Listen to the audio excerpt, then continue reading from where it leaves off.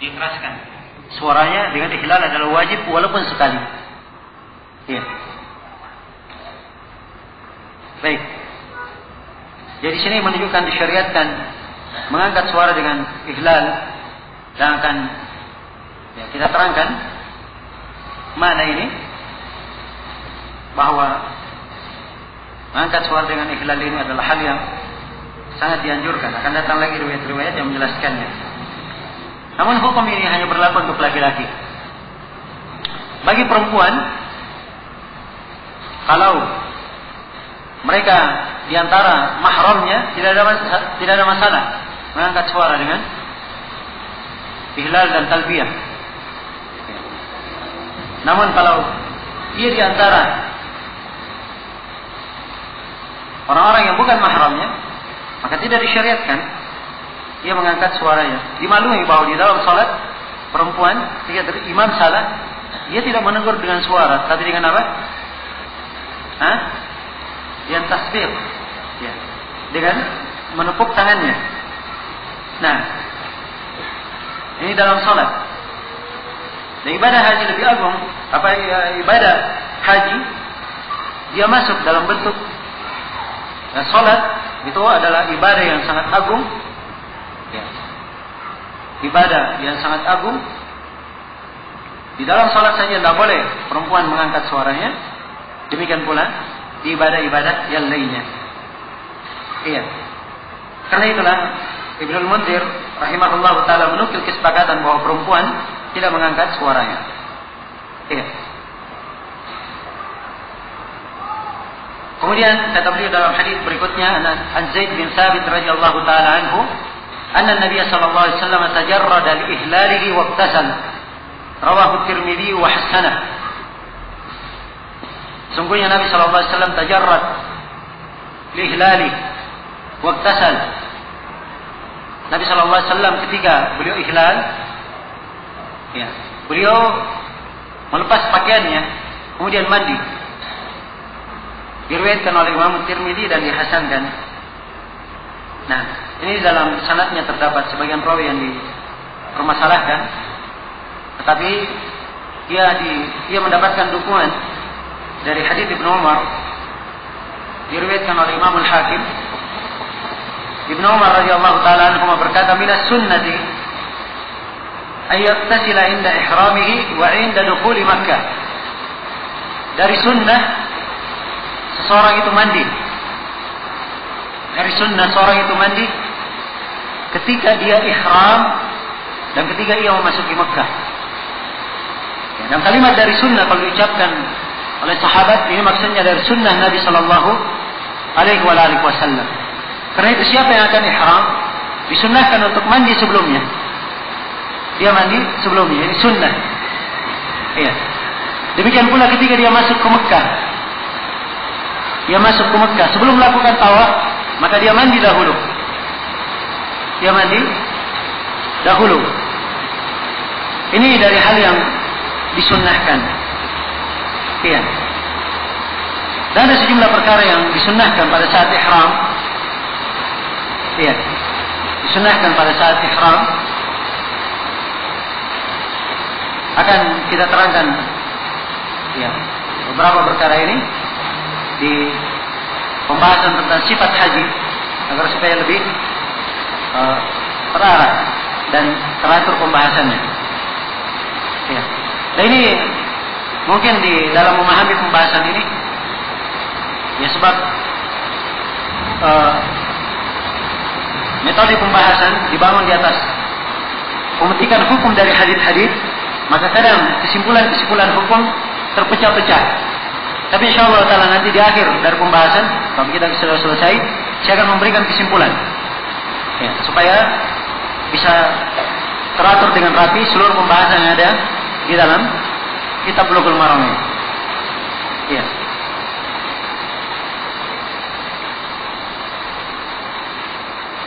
Baik, ini selesai sudah pembahasan tentang masalah seorang yang berihram. Ya.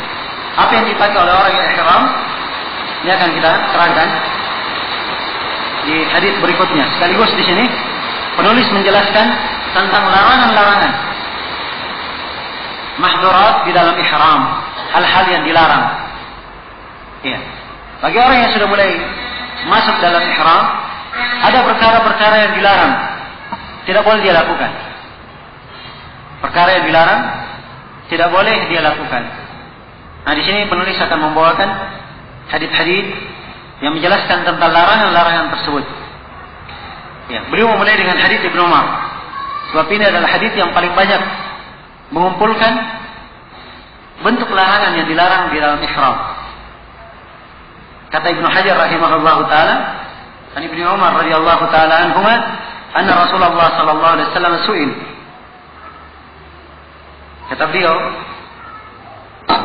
rahimahullah dari Ibnu Umar radhiyallahu taala anhuma, sungguhnya Rasulullah sallallahu alaihi wasallam ditanya, "Ma yalbas al-muhrim min ath-thiyab?" Orang yang muhrim dia memakai pakaian apa? Ya, di sini ada dua kalimat dalam penggunaan bahasa Indonesianya. Ya, dan salah orang menggunakannya. Dalam bahasa Arab, itu hal yang harus sangat dibedakan. Kalimat yang pertama kalimat mahram. Kalimat yang kedua muhrim. Mahram dan muhrim itu beda artinya. Ya, kalau mahram itu artinya orang yang haram dia nikahi. Tidak boleh dia nikahi. Ya. Jelas? Ini disebut mahram. Ya. Dan mahram itu kadang dari nasab. Kadang dari nasab. Dan mahram kadang karena sesusuan. Dan mahram kadang karena musaharah. Ya. Setelah terjadi akad nikah, maka ibu dari istrinya adalah mahram baginya. Begitu. Ayah dari suaminya adalah mahram baginya. Ini bentuk mahram. Yang dikatakan mahram itu bukan sembarang mahram. Seperti yang banyak salah diterjemahkan dalam bahasa Indonesia. Ya. Apalagi di pembahasan haji. Ya, sekarang asyik saja, istrinya mau haji, silahkan berangkat haji. Ya. Carikan orang yang menjadi mahram sementara. Mungkin caranya menjadi mahram sementara. Mahram itu apakah dia mahram benaran? Ya. Atau bukan mahram benaran? Tidak ada yang dikatakan mahram sementara. Jelas ya? Dan saya sudah terangkan tadi bahwa perempuan tidak boleh sabar kecuali dengan apa? Dengan mahram. Walaupun dia disertai dengan perempuan-perempuan yang lainnya, aman jalan. Ya. Artinya dia sabar tanpa mahram, dan ini adalah hal yang dilarang. Jelas ya? Jadi ini kalimat yang pertama, kalimat mahram. Kalimat yang kedua, muhrim. Muhrim itu adalah orang yang sedang melakukan ihram. Ini dalam pembahasan haji atau umrah. Ya. Kalau dia sedang memakai pakaian putih, tidak memakai wangi-wangian, tidak memakai, dia tinggalkan seluruh pelanggaran di dalam ihram, itu artinya dia sedang muhrim. Dikatakan apa? Dia orang yang muhrim. Jelas ya? Ini penggunaannya. Ya, jadi kalau mahram jangan dikatakan, oh ini kakak saya, ini muhrim saya. Itu salah penggunaan. Kakak saya adalah apa? Mahram saya. Ya, demikian. Jelas sampai sini? Baik. Jadi Nabi SAW ditanya, seorang muhrim memakai pakaian apa? Ini pertanyaan penanya.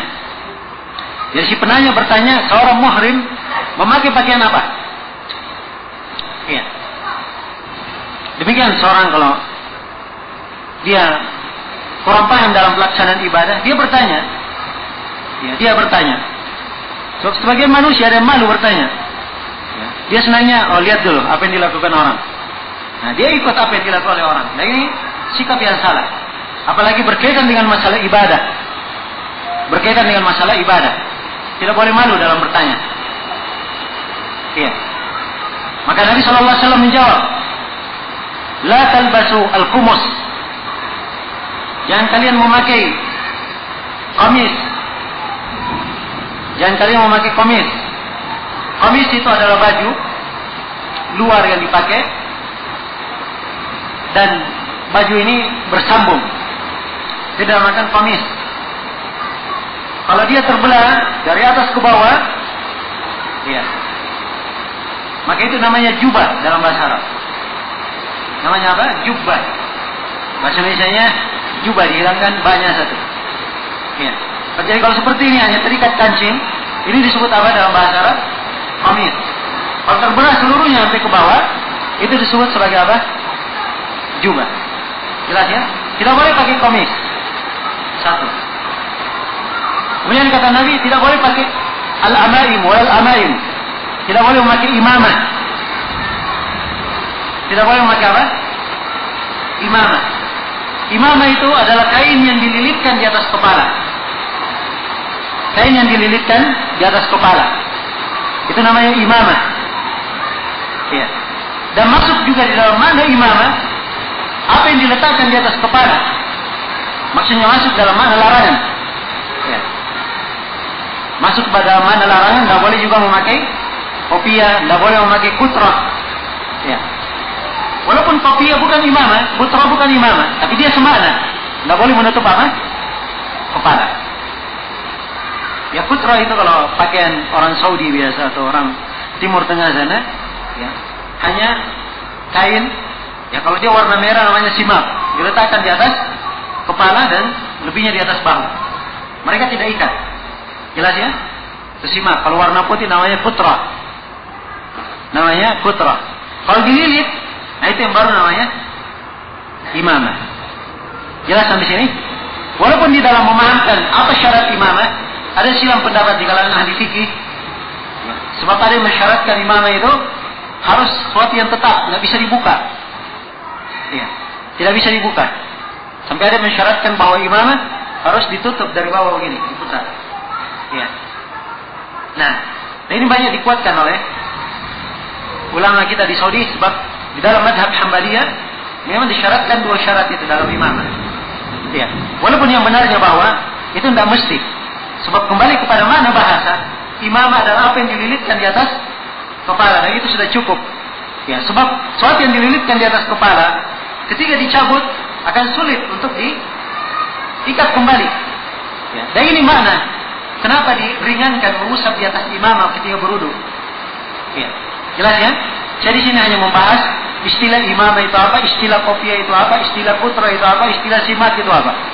Ya. Jangan dicampur adukan. Baik. Kemudian kata beliau wala sarawilat. Tidak boleh memakai sarawilat. Sarawilat jamak dari sirwal atau jamak dari sarawil. Dan sarawil itu juga jamak dari sirwal. Sirwal itu adalah celana yang lebar.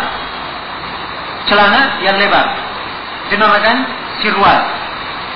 Kemudian kata Nabi walal baranis. Tidak boleh memakai baranis. Baranis jamak dari burnus. Burnus itu pakaian, ya, qamis begini, cuma di belakangnya, di kerak sini, ada penutup kepalanya. Ada penutup kepalanya. Ini disebut dengan nama apa? Burnus. Ini di kalangan orang Arab sekarang ini biasanya memakai penduduk Maghrib, penduduk Maroko sana, penduduk Aljazair, penduduk Libya, biasanya identik dengan pakaian yang seperti itu. Jelas ya? Ini yang disebut dengan burnus. Iya. Kemudian kata beliau walal khifaf. Dan tidak boleh memakai khifaf. Jamak dari khuf. Khuf itu adalah sepatu. Iya. Kebanyakan para ulama menyebutkan sepatu dari kulit. Tapi ada memasukkan kata khuf juga di dalam sepatu, walaupun bukan dari kulit. Walaupun bukan dari kulit. Tapi mereka semua syaratkan bahwa al-khuf itu harus sepatu yang menutupi mata kaki. Sepatu yang apa? Menutupi mata kaki. Kalau dia sepatunya di bawah mata kaki, itu dalam bahasa Arabnya dinamakan sendal atau dinamakan hida. Ya, hida juga sepatu dalam bahasa Indonesia. Sebab definisi sendal dalam sebagian kamus bahasa Arab, dan ini juga disebut oleh Syekhul Islam Ibnu Taimiyah dalam Al-Ikhtiarat, bahwa sendal itu adalah apa yang tidak bisa dilepas kecuali menggunakan tangan atau menggunakan kaki lain. Itu sendal. Ya, jelas ya? Nah, bukan sendal yang biasa kita pakai, sebab itu masuk dalam kategori umum terompak kaki. Ya. Jadi penggunaan. Ya. Kita tidak sibuk dengan istilah Indonesianya. Kita lihat kepada istilah apa? Penggunaannya dalam bahasa Arab. Ya, maknanya yang kita inginkan. Jadi tidak boleh memakai sepatu yang menutupi mata kaki. Begitu. Jelas? Illa ahadun la yajidu na'laini, la yajidu an-na'lain. Kecuali seorang tidak menemukan dua sendal, falyalbasil khuffaini, hendaknya dia memakai dua sepatu. Iya. Wal yaqta'huma asfala min al-ka'bain, kemudian sepatunya dia potong sehingga dia di bawah mata kaki. Ini di keadaan darurat. Ya, dia cari sendalnya. Ya. Tidak mungkin dia melakukan perjalanan sedemikian jauh tidak pakai sendal. Jelas? Sebab ini masyaqqah, hal yang berat. Nah, maka kalau dia tidak dapat sendal, boleh dia pakai sepatu, tapi sepatunya dipotong. Ini dalam hadis ini. Ya. Ini tentang masalah apakah harus dipotong. Ya. Kalau dia tidak mendapatkan kain ihram, dia punya sirwal saja, apakah harus dia belah celana supaya menjadi kain yang tidak bersambung jahitan? Ya, ini kita akan lebih rinci nanti. Kita selesaikan dulu menerjemahkan hadis ini. Kata beliau, wala talbasu syai'an min ath-thiyabi massahu az-za'faran wala al-wars. Dan jangan kalian memakai pakaian apa saja yang disentuh oleh za'faran. Dan tidak boleh pakaian yang disentuh oleh wars. Za'faran dan wars ini dua jenis tumbuhan yang wangi. Dua jenis tumbuhan yang wangi. Iya. Kata beliau muttafaqun alaih, hadis ini muttafaqun alaih. Ya. Riwayat Bukhari dan Muslim wal lafdhu li Muslimin. Dan lafaz hadis yang kita baca itu milik Imam Muslim rahimahullahu taala. Iya. Baik, dalam hadis yang mulia ini terdapat sejumlah pelajaran dan kandungan fikih khususnya di bab haji.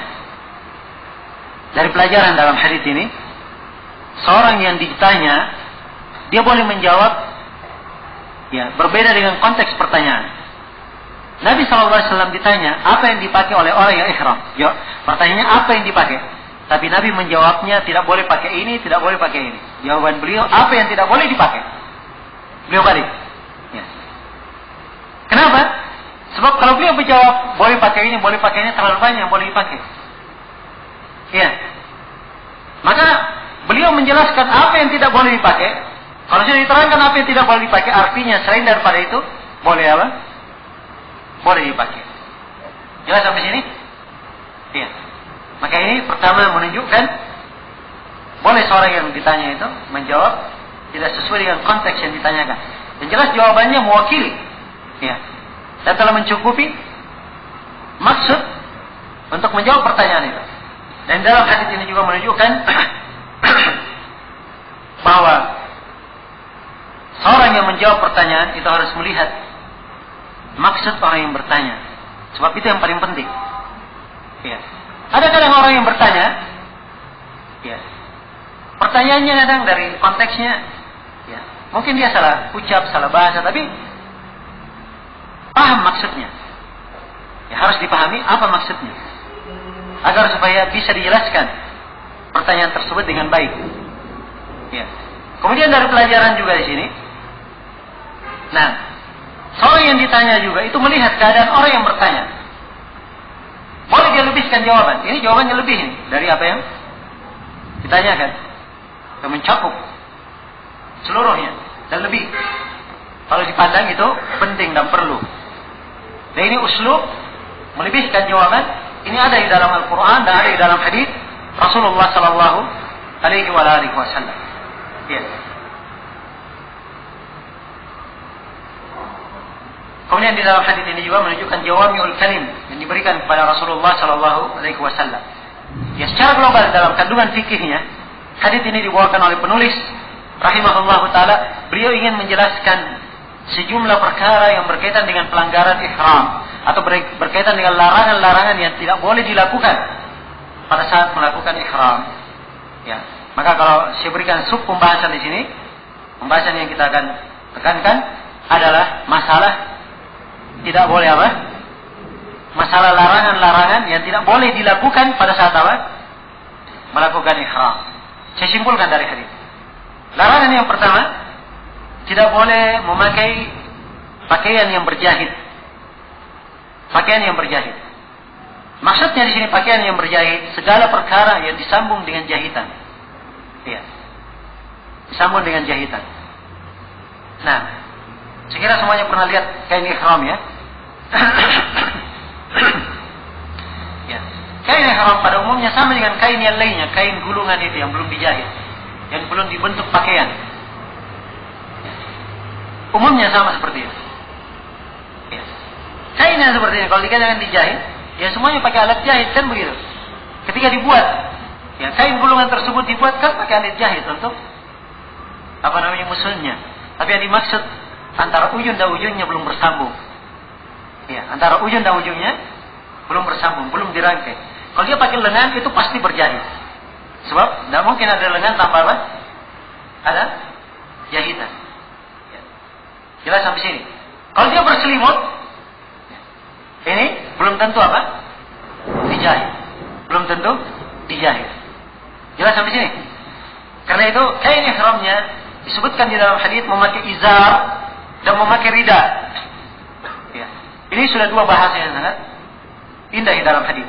Sebab izar itu adalah sesuatu yang dililitkan. Dia kain dililitkan. Izar jangan diterjemahkan sarung. Ya, dalam bahasa Indonesia, sarung itu lain lagi. Ya. Sarung itu bersambung. Kalau izar dalam bahasa Arabnya, dia sarung dibelah dua, tidak ada sambungannya. Ya. Jelas, model mungkin saja sama. Tapi kalau dia tidak bersambung, itu namanya izar dalam bahasa Arab. Kalau sarung yang antum pakai ini, itu ada bahasa Arab sendirinya. Ya. Sudah diarabkan. Ya, kalau di Yaman sana orang-orang Hadramut yang membahasakannya, itu bahasa Arabnya sarun. Jamaknya sawarin. Ya. Ada jawabannya. Sawarin. Ya. Jelas? Ini sarung yang kita pakai. Ya kalau izar, dia tidak bersambung. Dililit. Ini pakaiannya orang Yaman biasanya pakai sarung. Ya. Dia pakai sarung. Ya, yang saya katakan dia lilit. Pokoknya biasanya ada apa namanya? Pakai ikat pinggang untuk menahannya. Ya ada bentuk cara melipatnya. Ya cuman dengan ikat pinggang itu lebih kuat. Jelas sampai sini. Ya, ini makna izar. Ya. Dan tentunya di dalam kain ihram boleh pakai warna apa saja. Tapi yang paling afdalnya warna apa? Warna putih. Ya. Yang paling afdalnya adalah warna putih. Nah, dan sekarang warna putih itu adalah hal yang apa namanya? Sangat mudah didapatkan. Ya. Dan mungkin sekarang ini kalau ada yang memakai tidak warna putih itu agak lain sendiri. Ya, agak lain sendiri walaupun tidak terlarang. Nah, tapi tidak sepantasnya dia tengah manusia yang seluruhnya putih, dia sendiri warna hitam. Dia sendiri warna merah. Ya. Nah, maka ini hal yang hendaknya dijaga. Jelas ya? Karena itu dalam memahami mana kain di sini yang terjahit ini, muncul pertanyaan di musim dingin, bolehkah saya pakai selimut? Hah? Jawabannya apa? Ya boleh saja, sebab selimut ya tidak bersambung antara dua ujungnya. Kecuali kalau selimutnya bersambung, lain lagi masalahnya. Cuma biasanya selimut itu tidak bersambung antara dua ujungnya. Ya. Jelas? Karena itu ada di pembahasan ihram kalau musim dingin, boleh dia double ihramnya. Dia pakai 5 lapis pun gak ada masalah. Kalau dia mampu melapisnya dengan 5 lapis. Jelas sampai sini ya? Baik. Jadi ini larangan yang pertama, tidak boleh memakai apa yang berjahit, disambung dengan jahitan. Ya, apakah itu baju, kamis seperti ini, atau imamah, ya, atau sirwal, ini semuanya masuk, dikumpulkan oleh ilah yang sama. Atau burnus, ya, seperti yang saya sebutkan tadi, atau sepatu, atau kaos kaki, ya, semuanya masuk, tercakup di dalamnya. Nah, kalimat khifaf, ya, sekarang kalau model sepatu mungkin dia sudah terbentuk langsung, tidak ada bentuk jahitan. Ya. Kalau khifaf itu khuf yang asal banyaknya digunakan oleh orang, itu cuma kulit saja. Ya. Kulit saja, bukan langsung dipakai di jalan. Tidak langsung dipakai di mana? Di jalan. Dia hanya dipakai di lantai, tempat-tempat hanya untuk melindungi dari musim dingin. Ya. Tidak ada trompa tebal di bawah alas kakinya. Kulitnya sama, seluruhnya alas kaki dengan atasnya semuanya sama. Itu yang disebut dengan apa? Itu yang banyak diistilahkan khifaf dipakai orang. Walaupun dari mana bahasa, ya masuk juga sepatu kulit yang menutupi kaki dan selain kulit itu masuk dalam mana? Khifaf. Jelas sampai sini? Baik. Ya. Jadi kaos kaki juga masuk di dalamnya. Ya, masuk di dalamnya. Bagaimana dengan ikat pinggang? Ya. Jawabannya ikat pinggang tidak masalah. Seorang memakai ikat pinggang. Ya. Sebab dia bukan hal yang terjahit, hal yang disambungkan untuk menutup. Jelas ya? Disambung. Demikian pula kalau orang bawa barang misalnya, takut barangnya jatuh, dia memakai tas, dia dia jinjing, atau dia ikat, ini juga tidak ada masalah. Tidak masuk di dalam larangan. Maka ini yang dikumpulkan dalam satu ilah ini. Iya. Tidak boleh memakai pakaian yang bersambung dengan jahitan. Baik, khusus berkaitan dengan masalah sepatu, masalah sendal. Kalau dia tidak ketemu sendal, apakah dia boleh pakai sepatu yang menutupi mata kaki? Di dalam hadis ini diterangkan bahwa ia boleh, tapi dipotong apa? Dipotong sampai dia turun, ya, tidak menutupi mata kaki.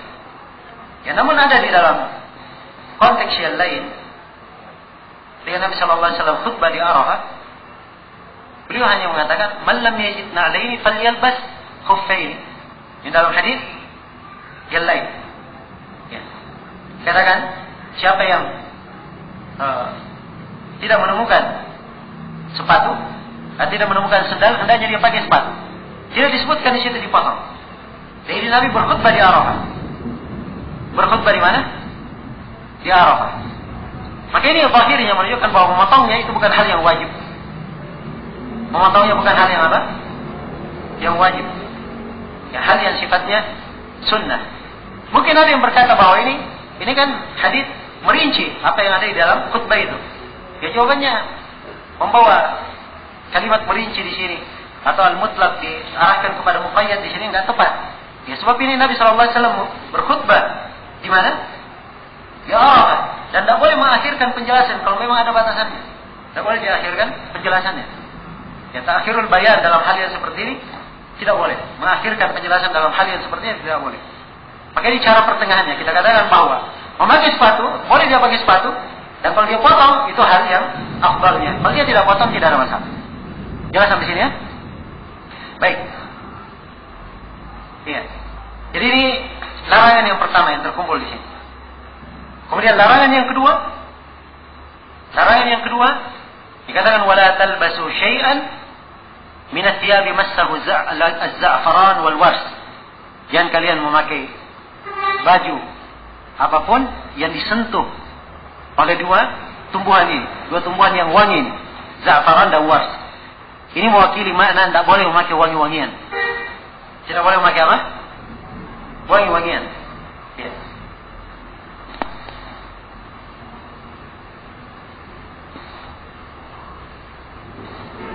Nah,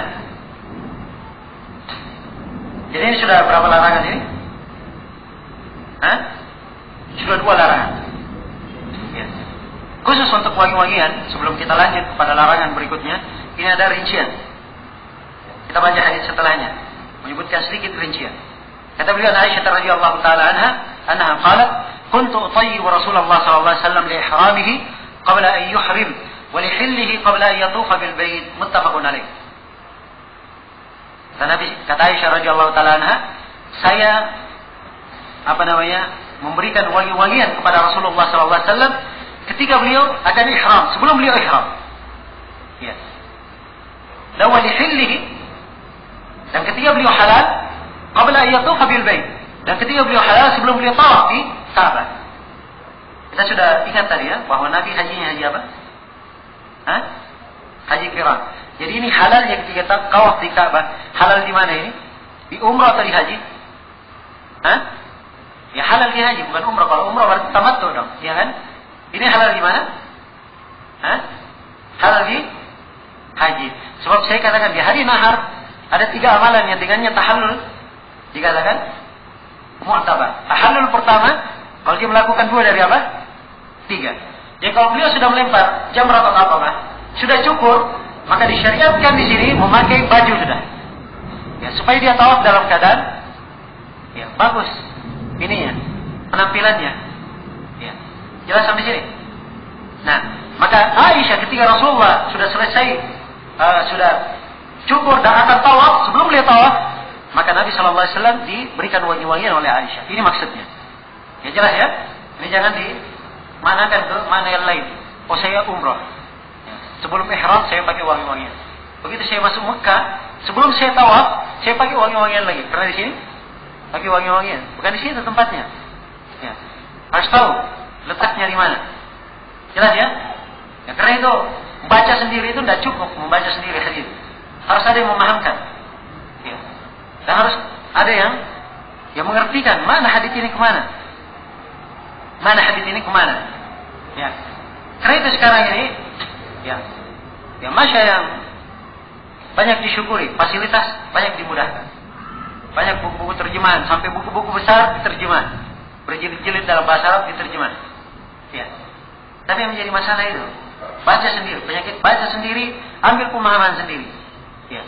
Sehingga muncul ya, pemahaman-pemahaman yang dia bersendirian, tidak ada seorang makhluk pun yang pernah mengucapkan seperti itu. Ya. Dari kaum muslimin. Maka ini hendaknya berhati-hati. Ya. Silakan membaca, motivasi membaca adalah hal yang bagus. Tapi baca, kalau ada masalah, dia tanya kepada guru. Dia baca satu referensi, dia cocokkan dengan referensi yang lainnya dari ulama yang mu'tabar, ya, yang dianggap. Jelas ya? Jadi kesimpulan dari hadis ini, hadis Aisyah radhiyallahu taala anha, memakai wangi-wangian ini yang dilarang ketika apa? Ketika sedang ihramnya. Ya. Adapun sebelum ihram, akan ihram, maka boleh memakai wangi-wangian. Sampai diterangkan dalam sebuah riwayat bahwa Aisyah radhiyallahu taala anha ya, memberikan wangi-wangian kepada Nabi sallallahu alaihi wasallam sampai di dalam as-sahihain dari hadis Aisyah, kata Aisyah, "Kuntu ara tiba fi mafraqi Rasulillah sallallahu alaihi wasallam." Saya melihat wangi-wangian itu di di dahi Rasulullah sallallahu alaihi wasallam. Ya. Nah, kelihatan. Jadi beliau memberikan wangi-wangian di kepalanya. Ya. Tapi wangi-wangian tidak boleh diberikan dipakai baju ihram. Ingat ya, baju tidak boleh. Sebab di dalam hadis dikatakan tidak boleh pakai baju yang disentuh oleh apa? Wangi-wangian. Dan jangan meletakkan wangi-wangian sebelum ihram. Jangan meletakkan wangi-wangian yang akan mengenai badan. Dan badan ini akan ditimpa oleh apa? Ditimpa oleh baju. Sebab kalau ada wangi-wangian yang melekat di badan, lalu baju diletakkan di atasnya, ini artinya dia memberikan wangi-wangian untuk apa? Bajunya. Jelas ya? Jadi kalau dia wangi-wangian di atasnya, di di lehernya misalnya, atau di ketiaknya, ya, tidak ada masalah. Sebab ini daerah yang tidak kena apa? Tidak kena baju. Ya, tidak ada masalah. Jelas sampai sini? Nah, baik. Ini berkaitan dengan larangan ihram yang kedua. Apa larangan ihram yang kedua? Tidak boleh memakai wangi-wangian. Iya. Apakah perempuan boleh memakai wangi-wangian sebelum dia ihram? Seperti Rasulullah melakukannya. Jawabannya boleh. Ya. Tapi laki-laki wangi-wangiannya itu tidak nampak warnanya, tercium baunya. Kalau perempuan tidak tercium baunya, nampak warnanya. Ya. Nampak warnanya. Jelas sampai sini? Ya. Baik. Sekarang larangan ihram yang ketiga. Ya. Ini enggak disebut dalam riwayat dia di sini.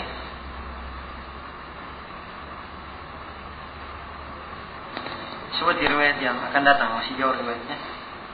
Riwayat. Jadi mungkin saya sebutkan dulu secara global. Larangan ihram itu ada berapa? Larangan ihram ada 9. larangan ihram. Ya. Larangan ihram ada 9. Nah, yang pertama adalah menghilangkan rambut. Tidak boleh menghilangkan rambut. Ya. Saya pakai bahasa menghilangkan supaya tercakup di dalamnya, mencukur dan apa? Mencukur, menggundul, mencabut, semuanya tercakup di dalamnya. Rambut ini masuk seluruh jenis rambut yang tumbuh di atas badan. Rambut kepala, rambut kumis, rambut yang di hidung, rambut di atas dada ataupun di betis, ya. Rambut kemaluan semuanya nggak boleh dihilangkan. Ya. Tidak boleh dihilangkan. Nah, ini mengambil rambut. Dan ini akan datang hadisnya, hadis Ka'ab bin Ujrah, dan kita akan terangkan di situ. Kemudian yang kedua dari larangan menggunting kuku. Ya, menggunting kuku. Dan larangan menggunting kuku ini kata Ibnu Munzir rahimahullahu taala, wa ajma'u, dan sepakat para ulama ala anna al-muhrim mamnu'un min akhdi aqfarihi, bahwa orang yang ihram tidak boleh mengambil kukunya. Kalimat mengambil kuku ini cakupannya menggunting, menggigit, yang mematahkan, semuanya tidak diperbolehkan. Jelas ya? Kecuali kalau kukunya patah dengan sengaja, patah tanpa sengaja, ya. Dan kalau dibiarkan seperti itu akan membuat sakit jarinya atau akan melukai badannya tanpa dia sengaja, maka tidak apa-apa. Kuku yang patah ini sekalian diputus supaya tidak mengganggunya. Ini bukan memutus kuku lagi namanya, ya, menghilangkan kuku, tapi di sini menghilangkan gangguan, menghilangkan gangguan. Dan tidak ada masalah seorang menghilangkan gangguan dari dirinya. Jelas sampai sini? Ini larangan yang kedua. Ya. Kemudian dalilnya sebelum kita pindah, ini karena diterangkan dalilnya di sini, saya akan sebutkan dalilnya. Dalilnya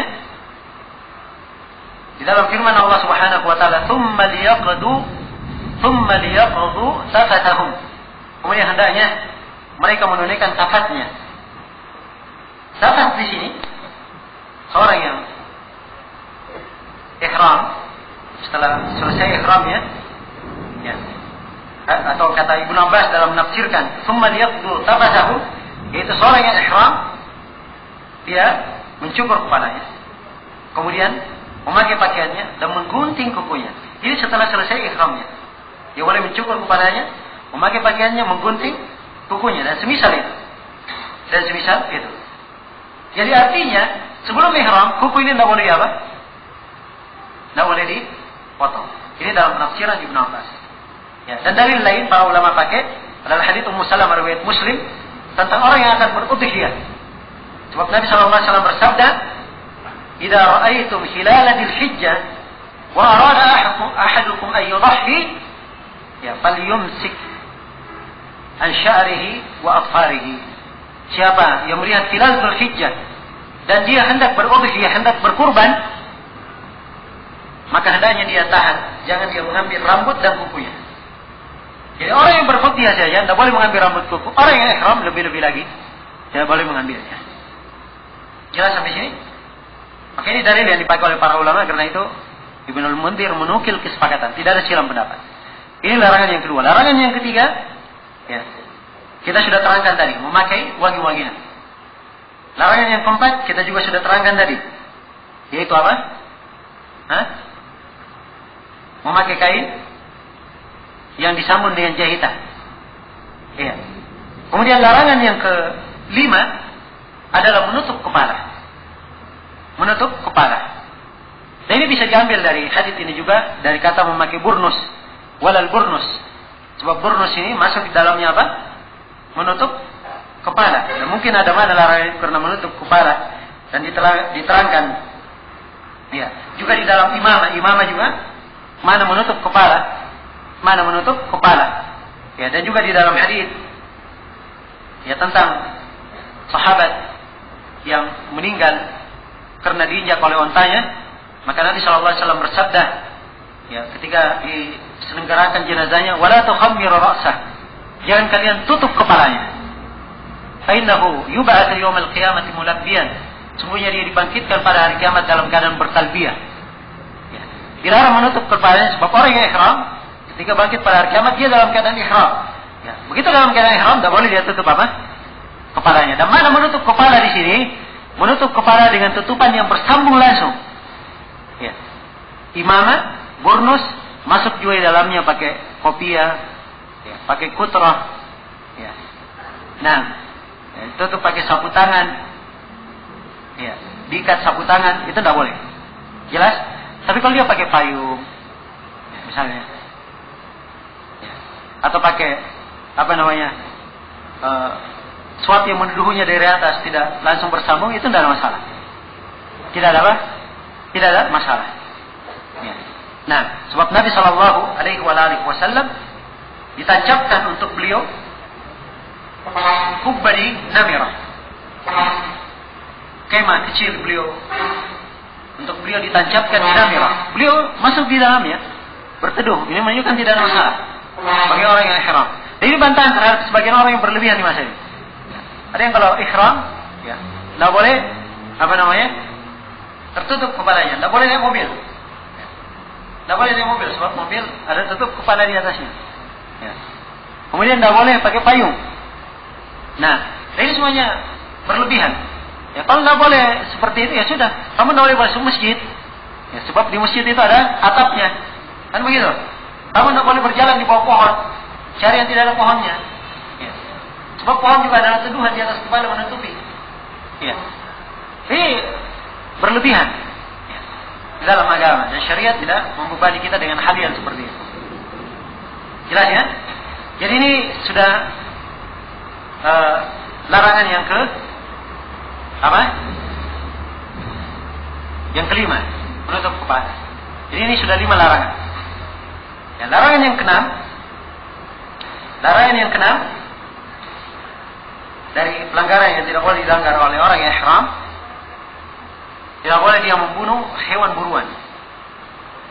Ini akan diterangkan dalam 2 hadis lagi.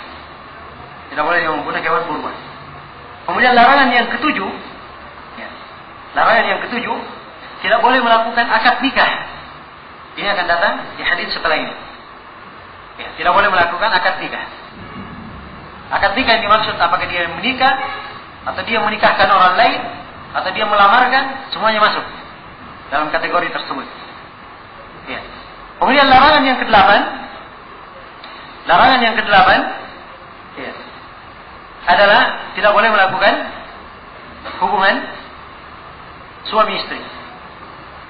Ya, dan ini larangan yang paling besar, ya, dan paling terlarang di dalam pelaksanaan atau di antara larangan-larangan ihram. Kemudian larangan yang ke-9, tidak boleh berhubungan intim, ya, dengan mana selain daripada jima. Intim dengan mana selain daripada jima. Ciuman, pelukan, jadi diperbolehkan. Jelas ya? Ini 9 larangan dari larangan apa? Dari larangan ihram. Dan insyaallah taala yang akan terinci nanti dalam hadis-hadis yang akan datang. Baik, kita cukupkan dulu sampai sini. Insyaallah kita lanjutkan pada pertemuan yang akan datang.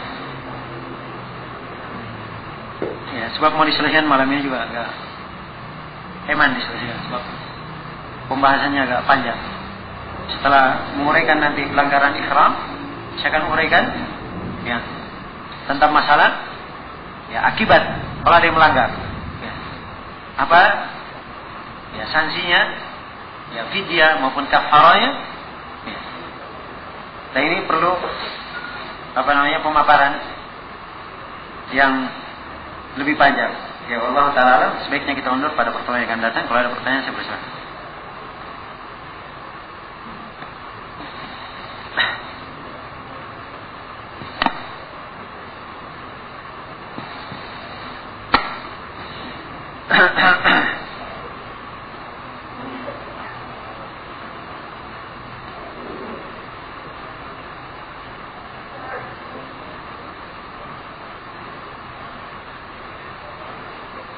Pertanyaan seorang yang sabar. Jam 4 sore sampai ke tujuan. Jam 4 sore sampai Dia sabar jam 4 sore. Sampai ke tujuan jam 7.30. Dan dia masih dapat 5 isya. Dia belum sholat maghrib. Kalau ikut cuma sholat isya, kemudian maghrib. Kapan dia salam? Ya. Kalau dia ikut imamnya sholat isya, dia ikut dengan niat maghrib, tidak ada masalah. Itu tidak apa-apa. Ini dibolehkan, imam dan makmum berbeda niat. Ya, dan ini ditunjukkan oleh sejumlah dalil. Nah, maka kalau dia sudah di rakaat ketiga, dia duduk, kemudian tasyahud, kemudian salam. Kalau dia masih sempat untuk berdiri, mengejar imam, supaya bisa dapat 1 rakaat, supaya dia terhitung dapat jemaah isya, ya, maka hal yang bagus. Ya, tapi tentunya setelah dia ikut bersama imam 1 rakaat, dia harus tambah 3 rakaat, sebab imamnya sholat berapa? 4 rakaat. Dia harus sholat seperti sholatnya imam. Jelas ya?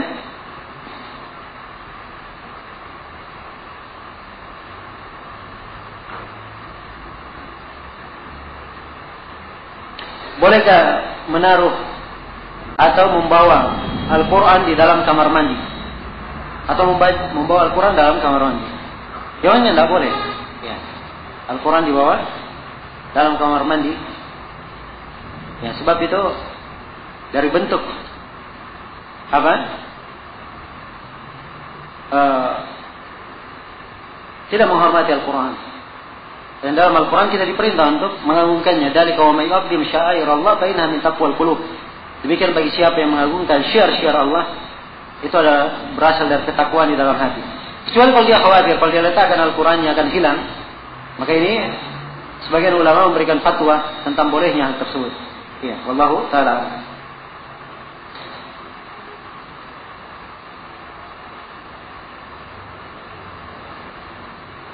Bolehkah berkurban dengan sapi yang buah zakarnya tidak sempurna, cuma 1 biji? Apakah diperbolehkan? Boleh saja. Bukan cacat itu yang dimaksud. Ya. Boleh saja menurut pendapat yang kuat. Ya. Tapi kalau ingin afdalnya, dia cari yang lengkap zakarnya. Sebab hewan semakin dia sempurna segalanya, itu semakin afdal.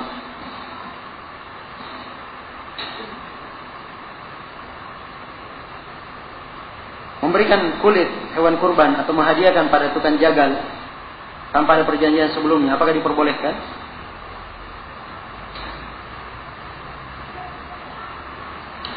Kalau tukang jagalnya, tukang potongnya sudah diberi upah, kamu potong ininya dengan upah sekian, upahnya sudah ditetapkan. Setelah itu dia diberi hadiah, ya. Tidak ada kaitannya dengan upah, tidak ada masalah. Apakah diberi hadiah daging atau diberi hadiah kulit, tidak ada masalah. Ya. Kalau memang tidak disyaratkan, kalau disyaratkan tidak boleh. Tidak boleh sama sekali upah diambil dari apa? Dari hewan kurban. Ya.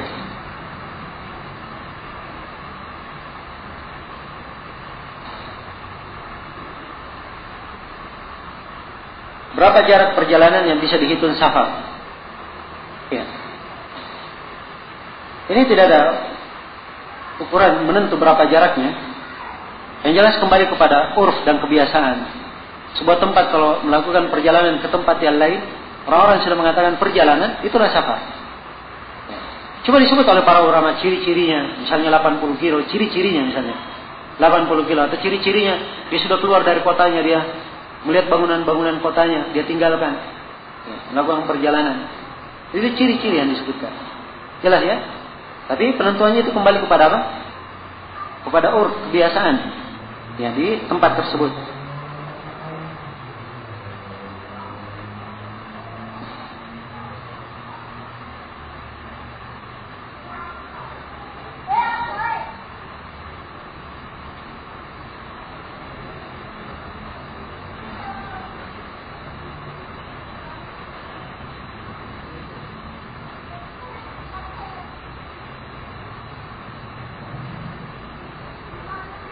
Bagaimana sebenarnya dengan haji akbar? Itu wukuf di Arafah pada hari Jumat. Bukan itu yang dimaksud dengan haji akbar. Ini persepsi salah. Ya. Jelas? Kalau dia pas dapat haji, kemudian wukuf di Arafah, ini adalah sebuah keutamaan sebuah keutamaan dia dapatkan, sebab berkumpul di situ hal-hal yang mulia. Ya, hal-hal yang mulia termasuk hari Jumat. Nah, saya mengatakannya Haji Akbar tidak.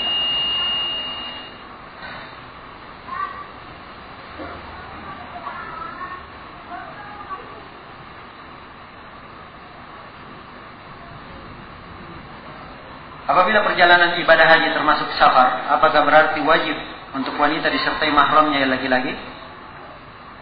Ya, mungkin yang bertanya tidak hadir di pertemuan dari pagi dan siang tadi. Kita sudah terangkan ya, bahwa dari syarat kemampuan, 5 syarat wajibnya haji. Syarat yang kelima syarat mampu, punya kemampuan. Dan dari syarat kemampuan disyaratkan untuk perempuan dia harus ada apa? Harus ada mahram. Iya. Kalau tidak ada mahramnya dia tergolong tidak mampu.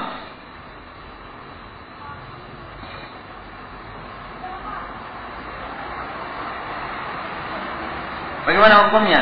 Atau syah tidak ibadah haji perempuan sendirian tanpa mahram, kemudian mengangkat mahram sementara, misalnya ketua rombongan. Ini saya sudah terangkan tadi ya, sudah diperbolehkan. Kalau dia haji dengan safar yang seperti ini, hajinya syah, tapi dia berdosa karena safar. Jelas ya?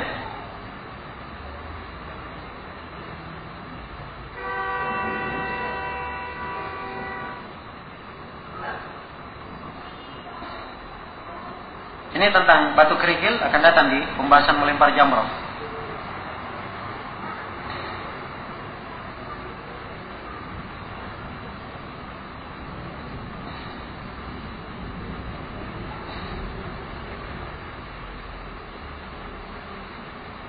Apabila hari Arafah jatuh pada hari Jumat, apakah disunnahkan untuk puasa Arafah bagi orang yang tidak haji?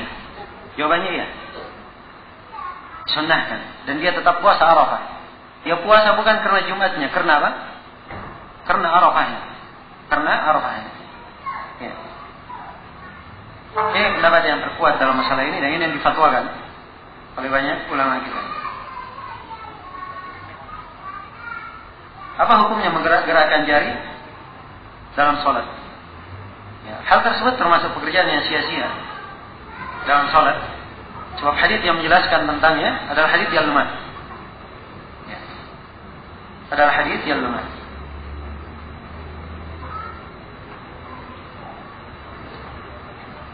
Batalkah sholat salah seorang yang kentut keluar angin ketika salam pertama kanan? Ya. Dan apakah ia harus mengulangi sholatnya? Ya kalau sudah salam, assalamualaikum warahmatullahi wabarakatuh, keluar angin, sholatnya sudah syah. Salatnya sudah apa? Sudah syah. Sebab yang merupakan rukun salat salam yang pertama. Ya. Salam yang kedua sunnah. Jelas? Karena itu syah dari Nabi sallallahu alaihi wasallam, dari banyak jalan dihasankan oleh Syekh Al-Albani bahwa Nabi pernah salam sekali saja, assalamualaikum, selesai. Jelas? Nah, ini untuk munasabah. Ya, saya ingatkan bahwa ini diingatkan juga oleh sebagian masyayikh yang pernah datang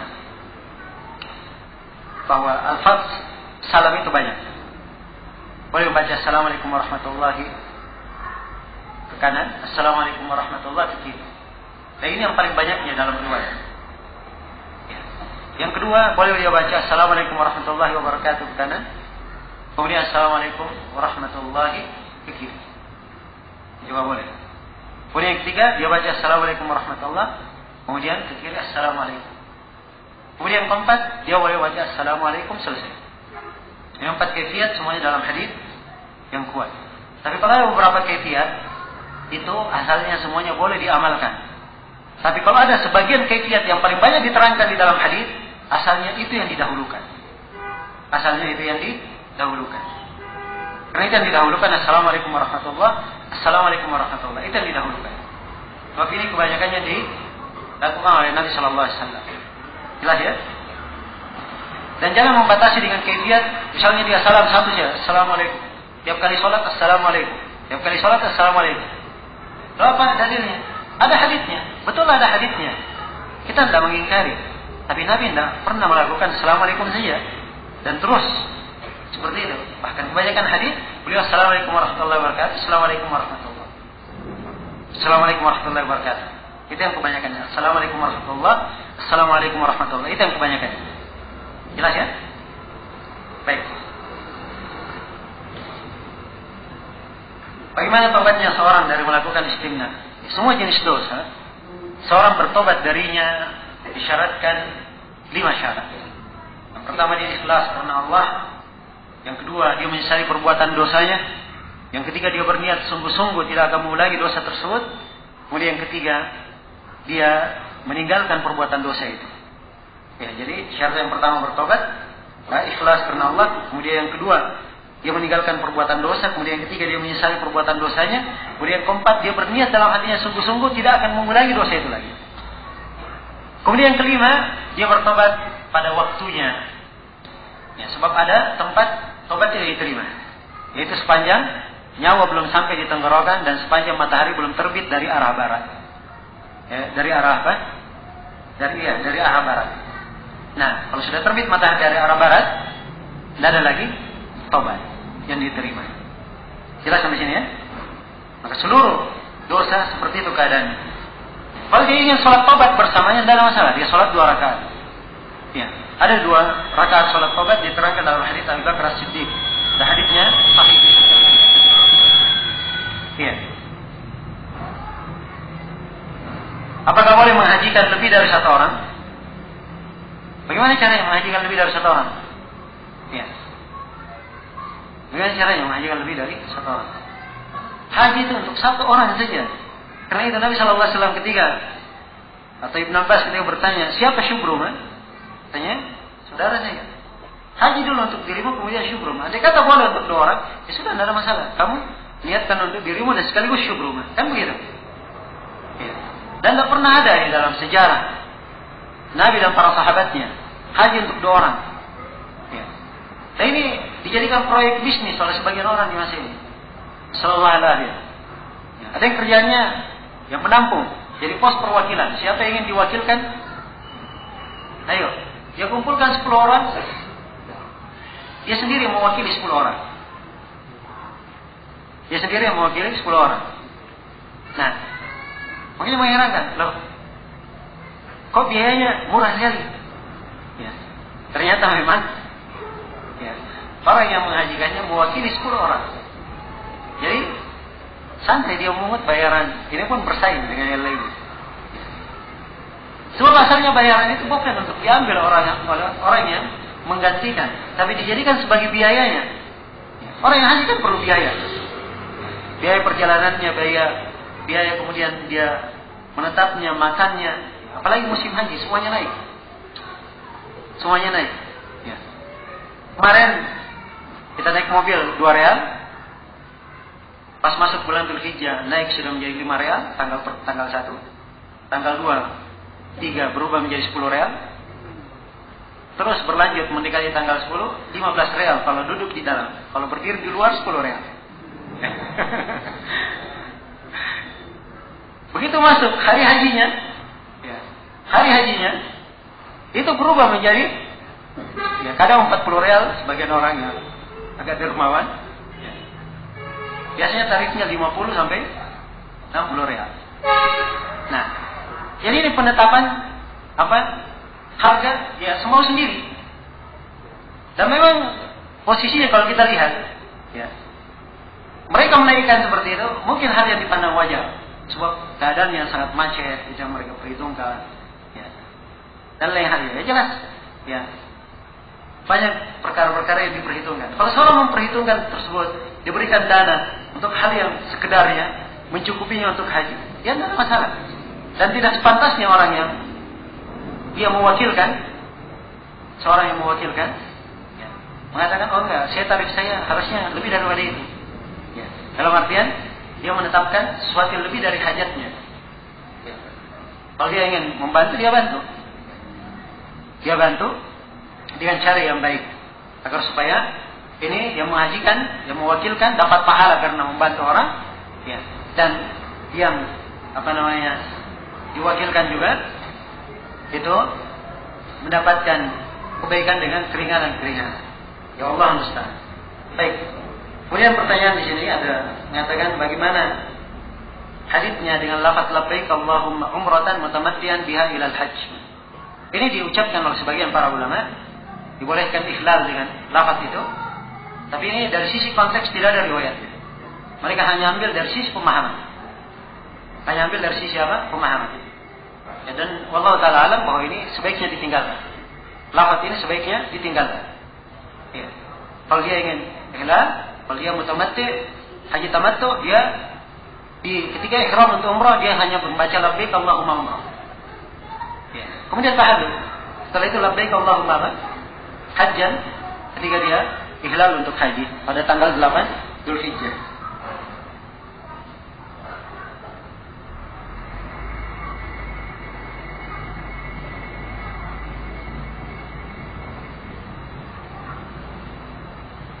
Ini bayar haji dengan cara arisan, bolehkah? Ya, pertama arisan itu sendiri apa hukumnya? Nah, arisan sepanjang tidak ada pelanggaran syariat di dalamnya, itu tidak ada masalah. Dari bentuk pelanggaran syariat dalam arisan, adanya bentuk melebihkan dari apa yang dia setor. Ya. Dan ini ada dalam arisan haji, arisan motor dan sebagainya. Misalnya ada 40 orang bersepakat, tiap bulan membayar 1 juta. Ya. Maka terkumpul biaya haji 40 juta. Anggaplah misalnya biaya hajinya 50 juta. Saya nggak tahu sekarang berapa biaya haji. Anggap misalnya 50 juta biaya haji. Maka terkumpul 40 juta tentunya tidak cukup. Maka ini ditawarkan kepada yang hadir. Siapa yang ingin mengambilnya? Saya sana berkata 10 juta. Sananya enggak, saya 12 juta. Sananya 15 juta. Ya. Jelas? Kalau dia ambil 15 juta, berarti semuanya jumlahnya berapa? Yang ini kan apa? 40 juta saja. Yang sana menambah 15 juta, maka dari 15 juta ini diambil 10 juta untuk dicukupkan 50 juta. 5 jutanya ya. Apa? Itu kembali ke kas arisannya. Ini seperti ini tidak boleh. Ya. Jelas? Ini haramnya seperti ini. Tapi kalau 40 orang, setiap orang 1 juta, semuanya dapat 40 juta, tidak ada masalah. Kalau tidak ada, melebihkan. Tidak ada saling melebihkan. Ini yang dipandang, walaupun ada sebagian dari ulama kita melihat haramnya secara mutlak. Ya, haramnya secara mutlak. Kemudian yang kedua, tidak diwajibkan dia melakukan hal ini untuk haji. Ya. Tidak diwajibkan.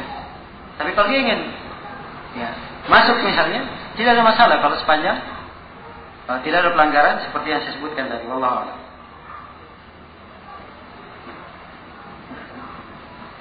Apakah kain ihram bagi wanita juga berwarna putih atau hitam? Perempuan itu tidak terikat dengan masalah kain, ihram dan penutup. Ya. Mereka tidak boleh pakai wangi-wangian, tidak boleh mencabut, menghilangkan rambut. Ya. Jelas? Kalau muka tidak boleh ditutup. Tidak boleh ditutup dengan kain yang bersambung dengan kepala, bersambung dengan kain kepalanya. Seperti cadar misalnya khusus untuk kepala itu tidak boleh. Atau cadar yang bersambung dengan apa? Dengan baju dari atas tidak boleh. Ia asalnya memakai kain yang membuka wajahnya. Kalau ada jilbabnya, begitu ada orang asing lewat, dia tutup jilbabnya dengan jilbab, mukanya tidak ada masalah. Sebagaimana yang akan datang penjelasannya. Jelas perempuan boleh memakai kain apa saja yang menutupi auratnya. Yang tidak harus pakaian putih. Justru kalau dia pakaian hitam itu lebih bagus. Agar supaya ya, dia seperti di pakaian sehari-harinya, pakaian warna yang gelap itu lebih menutupi apa? Menutupi aurat. Dan tidak harus hitam ya. Apa saja yang warna gelap itu lebih afdal. Ya. Dan perempuan warna dalam masalah warna, ya sepanjang warna itu bukan warna yang menarik perhatian, ya, maka itu tidak ada masalah. Warna apa saja. Dari sisi afdaliyahnya, afdalnya dia memakai warna-warna yang gelap. Semua para sahabiat mereka memakai warna hitam. Ya. Dan siapa yang mencontoh para sahabiat, maka mereka yang paling bergembira ya, dengan mengikuti bimbingan para istri Nabi SAW dan istri para sahabat.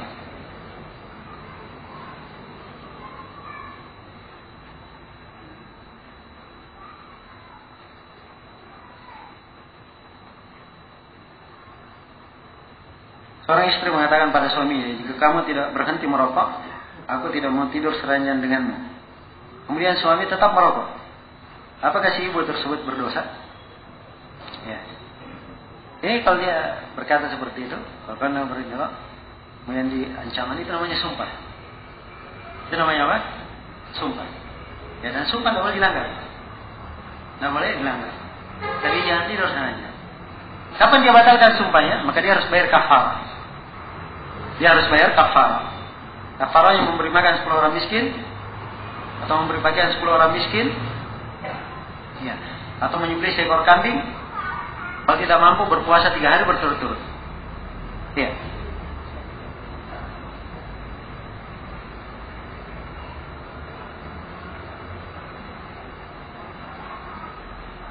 Bolehkah seorang ibu angkat ditemani oleh anak angkat dalam bersafar? Jawabannya tidak boleh, bukan mahram. Anak angkat itu bukan mahram. Ya. Jelas ya? Harga emas naik turun, otomatis nisab zakat juga berganti-ganti. Ya, bagaimana mencukupkan nisab? Jadi cukupkan nisab pada harga emas hari itu. Dia hitung emasnya, begitu sudah emas sudah sampai 1 tahun, maka dia tanya harga emas untuk hari itu. Ya. Kalau memang sampai nisabnya pada hari tersebut, genapnya setahun, maka keluarkan zakatnya. Kalau tidak cukup, tidak ada zakat. Jelas ya?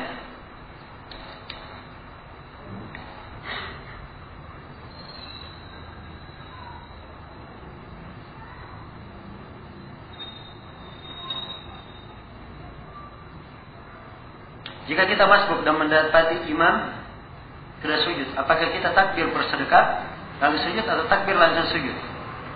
Ya. Tidak ada sedekap di sini. Ya, kalau dia takbir sedekap, itu artinya dia menyelisih imam. Sebab imamnya apa? Ruku bukan sedekap. Ya, ruku bukan sedekap. Tapi sunnahnya bagi orang yang masbuk, kalau misalnya seperti keadaan yang ditanyakan di sini, dia dapat imam sujud. Ya. Mula-mula dia takbiratul ihram dulu. Allahu Akbar. Ini rukun salat. Kapan dia takbiratul ihram? Tasyahhud salatnya. Jelas? Kemudian dia takbir sekali lagi. Allahu Akbar. Tidak perlu diangkat tangan. Takbir saja. Allahu Akbar tangan untuk takbir ikut sujud. Itu sunnah hukumnya. Sunnah hukumnya. Jelas ya? Karena takbir dalam salat itu punya 3 hukum. Ada yang wajib, ada yang rukun, kapan ditinggalkan batal salat, ada yang wajib, ya, dan ada yang sunnah. Wajib dan sunnah saya sudah terangkan tadi. Itu wajib dan sunnah. Selain dari itu adalah takbir yang wajib. Takbir perpindahan itu semuanya apa? Semuanya wajib. Jelas ya?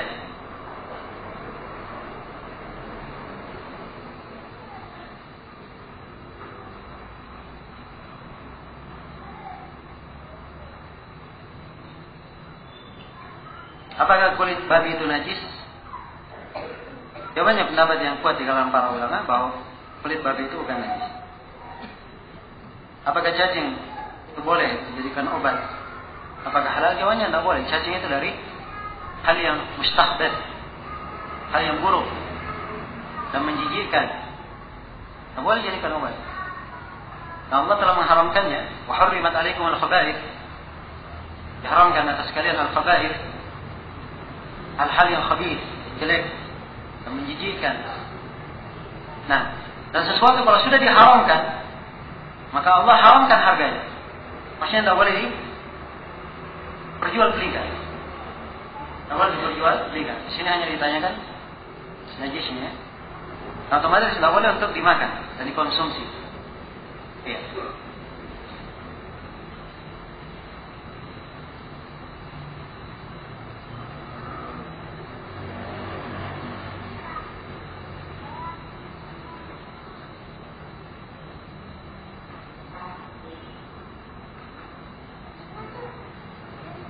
Ini ada yang bertanya, tahu bertanya iseng atau apa, di besar penulis, bagaimana pendapat saya tentang Syekh Yahya Al-Hajuri? Semuanya orang paham bahwa beliau karena masih ahli sunnah. Ini pertanyaan tidak ada gunanya beliau ditanyakan. Semua masih ahli sunnah. Ya. Tidak perlu ditanyakan pertanyaan seperti ini. Antum tidak usah sibuk. Hal-hal yang antum tidak ada manfaat darinya. Ya. Saya beri nasihat berulang kali oleh para ulama kita. Syekh Rabi sudah beri 3 3 nasihat khusus untuk orang Indonesia. Tidak ikut dalam masalah Yaman. Ya. Nasihat Syekh Rabi yang terakhir disyarah oleh Syekh Abdullah kemarin. Di daurah umum, bukan di daurah ustaz-ustaz, di daurah umum disyarahnya. Ya. Pernah dengarkan? Makanya jangan sibuk dalam masalah yang seperti antum, tidak mengambil manfaat. Ya. Khilaf di kalangan masyayikh, biarkan saja mereka menyelesaikannya. Seorang penuntut ilmu, akhlaknya adalah memuliakan orang-orang yang berilmu. Kalau terjadi kesalahan, yang namanya kesalahan semua orang paham. Yang salah itu adalah salah, semua orang paham. Tapi yang banyak orang yang tidak paham bagaimana menyikapi kesalahan itu. Ini yang banyak tidak paham. Ketika terjadi kesalahan, seakan-akan dianggap bahwa ini kesalahan sudah mengeluarkannya dari ahli sunnah. Ini yang repot. Orang-orang yang seperti ini pemahamannya. Sebab ulama-ulama kita yang memandang masalah, mereka walaupun tahu ada sisi-sisi kesalahan, tapi mereka mengatakan semuanya salafiyun. Nah, semuanya salafiyun. Jelas sampai sini? Ya. Kemudian kita untuk di Indonesia ini, kita mempunyai pekerjaan yang lebih banyak daripada itu. Kesibukan dan aktivitas yang harusnya dibangkitkan, dakwah yang harusnya disebarkan, itu lebih banyak daripada mengurusi masalah-masalah yang seperti ini. Maka saya tidak menyarankan siapapun dari ikhwah yang mengharapkan kebaikan untuk dirinya, ya, masuk dalam hal-hal yang seperti ini. Dalam hal yang seperti ini maupun selainnya. Ini adalah perkara yang tidak baik dan tidak membawa manfaat untuk dirinya.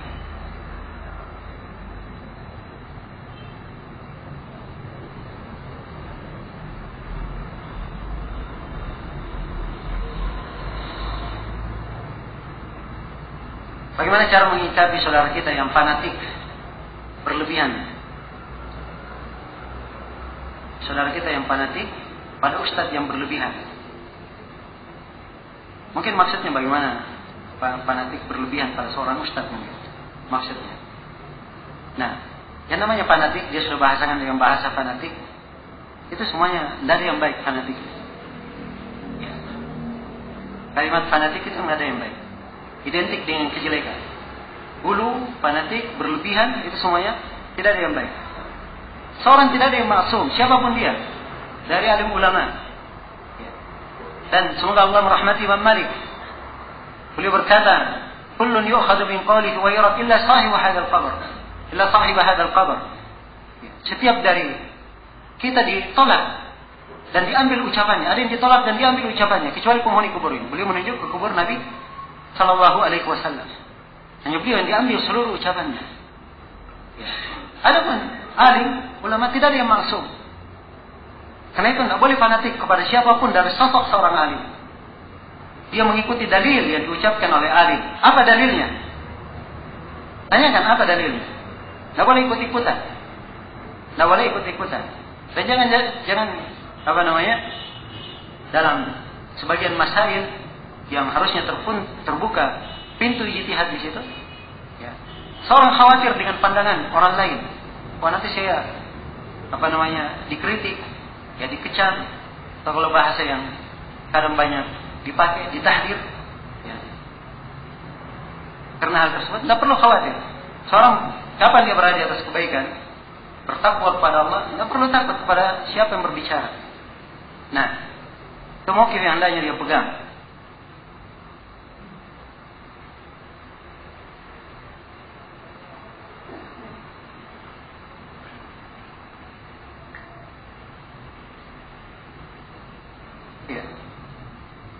Dan juga saya di sini bukan menyulitkan siapapun, tapi saya sangat menyayangkan ada masalah-masalah yang diangkat, padahal sebenarnya sebagian ikhwan yang sering mengangkat masalah seperti ini, kalau kita tanyakan buku akidah apa yang pernah kamu selesaikan, pernah baca salah satu usul hampir selesai, mungkin banyak jawabannya belum, mungkin turun sedikit.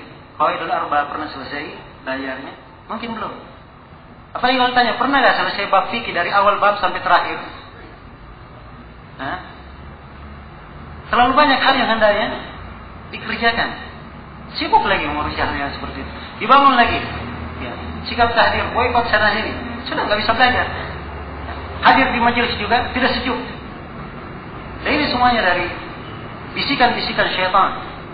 Rasulullah SAW sudah mengingatkan. Dan ini adalah penyakit yang syaitan gemar menyebarkannya di barisan salafiyin. Sebab salafiyin itu tidak kenal dengan hizbiyah. Semuanya mereka anti hizbiyah. Mereka tidak kenal dengan namanya kesyirikan, bidah dan khurafat. Semuanya itu dihabisi di kalangan salafiyin. Tapi apa yang disebarkan oleh syaitan? Nabi kabarkan terhadap orang-orang yang bertauhid. Apa semangat syaitan menyebarkannya di tengah orang-orang yang bertauhid? Rasulullah SAW menyatakan dalam hadits Jabir riwayat Muslim, "Inna syaitana qad ya'isa ay ya'budahu al-musalluna fi jaziratil Arab, walakin bitahrish." Sungguhnya syaitan sudah putus asa menjadikan dirinya disembah di tanah Arab. Sebab Islam sudah tersebar. Syaitan putus asa mengembalikan kesyirikan. Jelas? Apa yang dia lakukan? Bitahrish, mengadu domba. Itu yang dia lakukan. Membuat sebagian ahli sunnah sibuk mengurus yang lainnya. Ini saling menghantam sana sini. Akhirnya mereka terpalingkan dari hal yang lebih bermanfaat.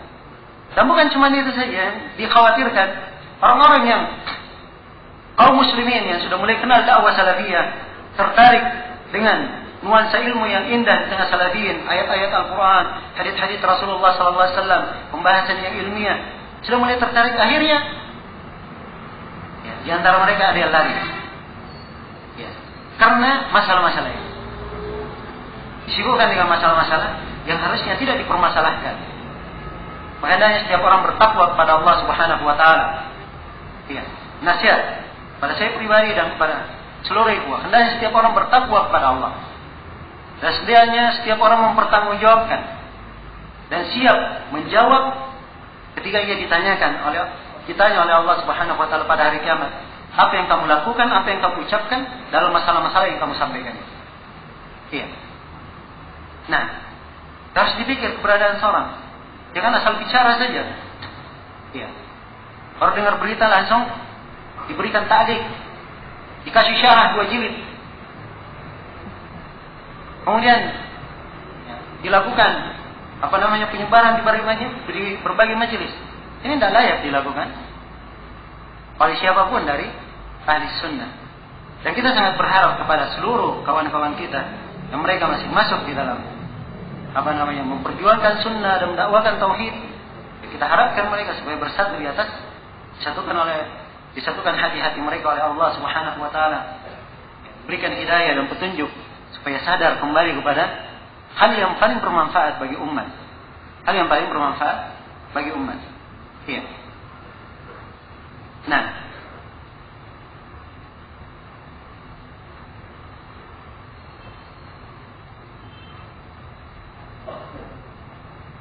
bolehkah seorang bersalawat kepada Rasulullah SAW kalau khutbah berlangsung? Dan bagaimana hukumnya? Boleh saja dia ucapkan dalam hati. Ya, tidak usah dilafazkan.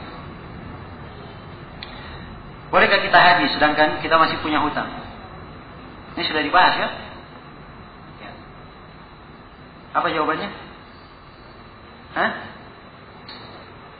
Ya, saya berikan rincian. Di jawaban, kalau si pemilik piutang menagihnya, tadi nggak boleh menggunakan uang harusnya sedia bayar utangnya digunakan untuk haji. Sebab hak orang yang memiliki utang ini harus didahulukan. Lebih harus didahulukan. Jelas ya? Ya, tergolong tidak mampu. Tidak mampu. Tapi kalau diberikan keluasan, tidak ditutup pintu bolehnya. Walaupun lebih afdalnya dia segera menunaikan hutangnya. Wallahu a'lam.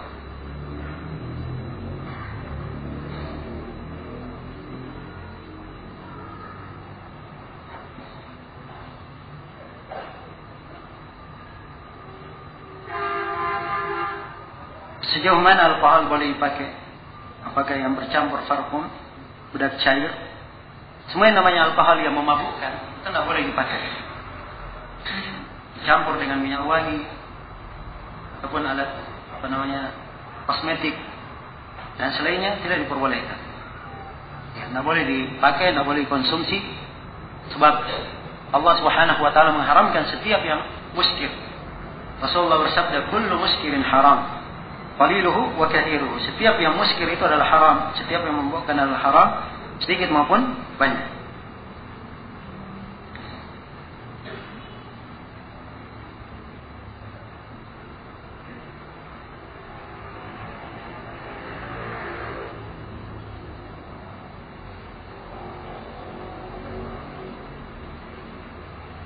Pertanyaan yang kedua saya nggak paham, kenapa ditanya di sini?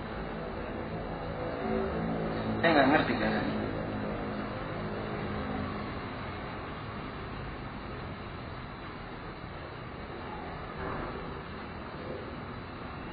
Tolong jelaskan tentang masalah piutang.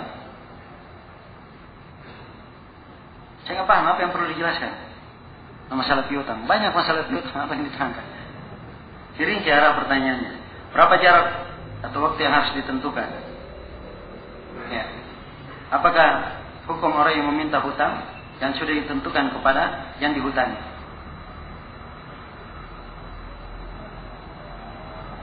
Ya kalau jarak berhutangnya, misalnya diberi tempo, ini saya berikan tempo sekian waktu dikembalikan. Ya. Tidak ada masalah diberikan tempo. Tapi jangan dia mengambil denda apabila temponya jatuh. Dia menagih saja. Dia hanya sekedar menagih. Sebab memberi piutang itu babnya ke bab tabarruat. Dia bab berbuat dermawan. Ya. Bukan babnya di dalam masalah muawadat, memberi kemudian mengambil imbalan. Tidak. Jelas? Ya.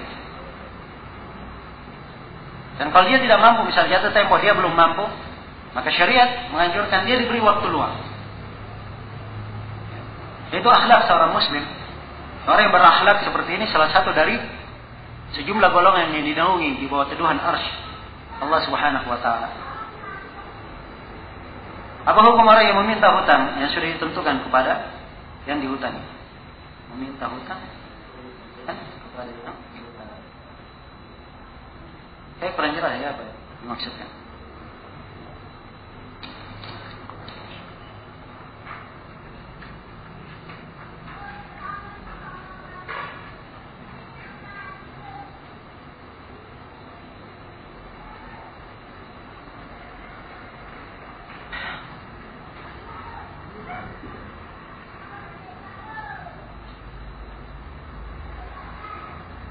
Apabila ada orang yang sholat di belakang jauh, apakah kita boleh lewat di depannya walaupun jaraknya jauh? Kalau dia sholat di belakang masjid di sana, saya di depan, saya mau lewat, masa nggak boleh? Ya. Jelas ya? Nah, maka sekarang saya berikan ukuran jarak seorang itu menolak orang yang lewat di depannya. Kalau dia ada sutra di depannya, kalau ada sutranya, maka jarak antara sutra, dia halau setiap orang yang mau lewat. Jelas ya? Tapi kalau dia tidak ada sutra, jauh di belakang sana, sutranya dia tadi sholat menghadap orang, orangnya jalan, maka dia hanya menghalau apa yang di jarak jangkauan tangannya saja. Jangkauan tangannya saja. Sebab hadis-hadis yang menjelaskan tentang melarang itu disebutkan dengan lafaz baina yaday al-musalli, dalam jarak kedua tangan orang yang sholat. Maka jarak kedua tangannya saja. Ya. Jangan misalnya dia jarak 3 meter depannya, dia mau lewat, dia melangkah ke depan kemudian melarang. Ya. Kita nggak boleh. Apa yang di jarak jangkauan tangannya saja. Lewat jarak jangkauan tangannya, kan masalah dia boleh lewat. Demikian pula orang yang lewat. Kalau dia lihat, misalnya dia sholat, anggaplah dia sholat di sop ketiga sana, saya di sop pertama, ini bukan jarak jangkauan tangannya, tidak ada masalah, saya lewat di depan. Jelas ya? Baik. Kita lihat waktunya. InsyaAllah kita akan sambung pada pertemuan besok. Mudah-mudahan Allah Subhanahu wa taala memberikan manfaat dan kebaikan.